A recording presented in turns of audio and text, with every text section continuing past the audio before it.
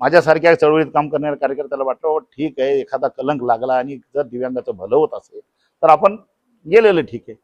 भाऊ, तुम्ही आज कुठल्या तोंडाने सांगणार तुम्ही का गेले? ठीक आहे, तुम्ही गेले ते गेले हो, आमचं राजकीय करिअर संपून गेले ना. म्हणजे तुम्ही आम्हाला गृहीत धरलं की हे यांची काहीच अवकात नाही. म्हणजे मी जिथं म्हणेल तिथं हे पागल येतील, हे डोक्यातून काढून टाका. तुम्ही गेले तुम्ही गुवाहाटीला पण स्वतःसाठी गेले होते. आज आम्ही ह्या मतावर ठाम आहोत. आणि आज जे तुम्ही विधान परिषदेत गेले हे सुद्धा तुम्ही स्वतःसाठीच गेले. आणि आम्ही काल तुमच्यासोबत होतो पण आज नाहीयेत आणि भविष्यातही असणार नाहीये.